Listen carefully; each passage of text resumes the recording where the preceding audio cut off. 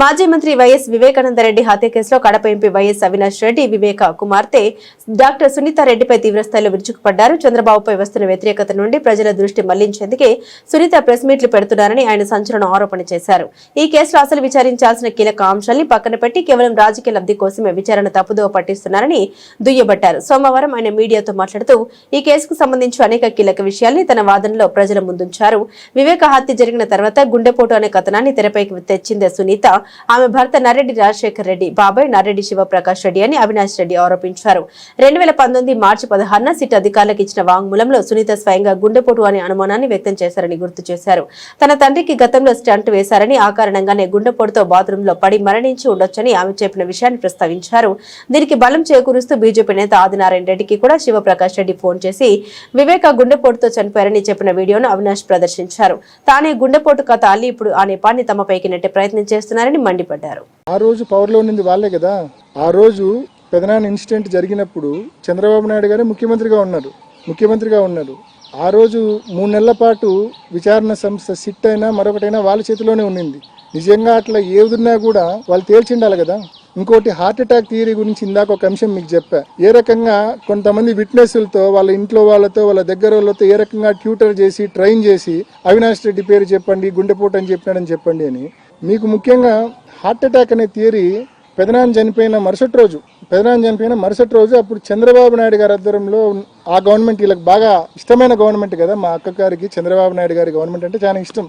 ఆయన ప్రభుత్వంలో మార్చి 16, 2019 ఆ రోజు సిట్ పిలిచింది సునీతక్కను. సిట్ పిలిచి ఒక స్టేట్మెంట్ రికార్డ్ చేసింది. సునీతక్క దగ్గర చేసింది, రాజశేఖర్ గారి దగ్గర చేసింది, సౌభాగ్యమ్మ గారి దగ్గర కూడా చేసింది అనుకుంటా. బట్ సునీతక్క రాజశేఖర్ గారి దగ్గర అయితే చేసింది. ఆ సిట్ కి సంబంధించిన డాక్యుమెంట్స్ కూడా మీకు గ్రూప్ లో షేర్ చేస్తా. ఆ రోజు చాలా స్పష్టంగా సునీతక్క అది గుండెపోటు అని చెప్పి తాను అనుకున్నానని చెప్పి, కృష్ణారెడ్డి ఫోన్ చేసిన తర్వాత బాత్రూమ్ లో ఇట్లా చనిపోయినాడు రక్తం ఉందని చెప్పిన తర్వాత, ఆ లెటర్ కూడా డెత్ నోట్ వాట్సాప్ పెట్టిన తర్వాత అయినప్పటికీ కూడా నేను గుండెపోటనే అనుకున్నానని చెప్పి సునీతక్క చెప్తుంది. గుండెపోటనే అనుకున్నా, ఎందుకంటే మా నాన్నకు ఒక 1-2 years బ్యాకే స్టంట్ వేశారు.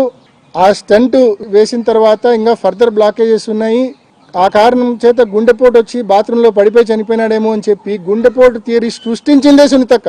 దానికి అది నేను విమర్శించడం లేదు. మార్చి 16, 2019 సునీతక్క సిట్ ముందు ఇచ్చిన స్టేట్మెంట్ ఒకసారి చూస్తే మీకే అర్థమవుతుంది. గుండెపోటు థియరీ అనేది పుట్టించిందే సునీతక్క భర్త రాజశేఖర్ అండ్ సునీతక్క వాళ్ళ బ్రదర్ ఇన్ లా అంటే వివేకానంద రెడ్డి గారి brother in law Narreddy Shivprakash Reddy ఎవరైతే నాకు ఫోన్ చేసి క్రైమ్ సీన్ కు పొమ్మని చెప్పారో ఆయన. ఇదే విషయాన్ని నేను చెప్పడమే కాదు, ఆదినారాయణ రెడ్డి ఉన్నాడు. ఆదినారాయణ రెడ్డి అని బాగా పేరు మోసిన ఒక బీజేపీ ఎమ్మెల్యే ఉన్నాడు. ఆదినారాయణ రెడ్డి అనే వ్యక్తి క్లియర్ గా విచారణకు పిలిచినప్పుడు స్పష్టంగా సిట్ ముందు చెప్తాడు. విషయమై మాజీ మంత్రి బీజేపీ నేత ఆదినారాయణ రెడ్డి సిట్ విచారణకు హాజరయ్యారు. ఈ కేసుకు సంబంధించి అంశాలపై సిట్ అధికారులు ఆయన ప్రశ్నించారు. హత్య జరిగిన రోజు విజయవాడలో ఉన్నానని, వివేక హత్యకు తనకు ఎలాంటి సంబంధం లేదని ఆదినారాయణ తెలిపారు. ఈ కేసులో తన ప్రమేయం ఉంటే ఎన్కౌంటర్ చేసుకోవచ్చని, సిబిఐ విచారణ కావాలన్నదే తమ డిమాండ్ అని అన్నారు. ఈ కేసుకు సంబంధించి గత వారం సిట్ అధికారులు టీడీపీ ఎమ్మెల్సీ బీటెక్ రవి, మాజీ మంత్రి ఆదినారాయణ రెడ్డి, డ్రైవర్ దస్తగిరి ప్రకాశ్లను ప్రశ్నించారు. ఇద్దరు నుంచి వివరాలు సేకరించారు. వివేకానంద రెడ్డి మార్చి 15 నాడు ఉదయాన్నే నేను విజయవాడలో ఉన్నప్పుడు టీవీ వివేకానంద రెడ్డి గారు గుండెపోటు వలన చనిపోయినాడనే వార్త మేము విజయవాడలో ఉన్నప్పుడు జరిగినది.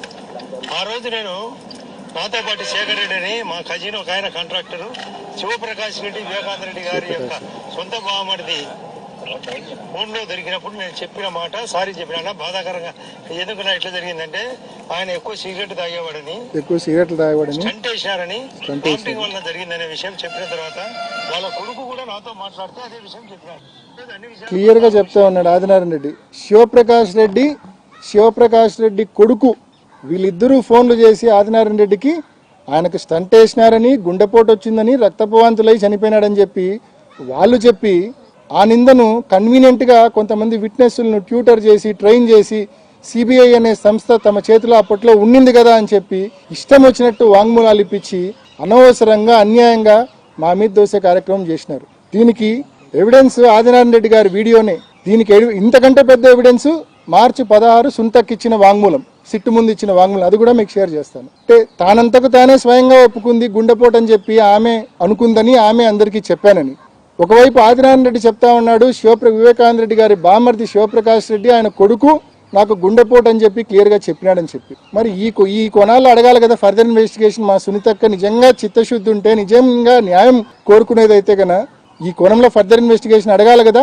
ఆదినారాయణ రెడ్డిని పిలవమనో, శివప్రకాష్ రెడ్డిని పిలవమనో, వాళ్ళ కొడుకుని పిలవమనో, లేకుంటే ఆమె ఇచ్చిన స్టేట్మెంటే మార్చి 16 ఇలా ఉందనో అడగాలి కదా. ఎందుకు అడగడంలా?